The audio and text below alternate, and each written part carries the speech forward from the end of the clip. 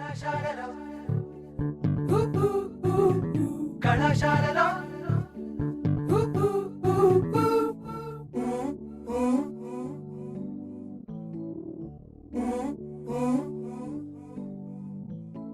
కలలు ఆశలు కలిసిన ప్లేసులు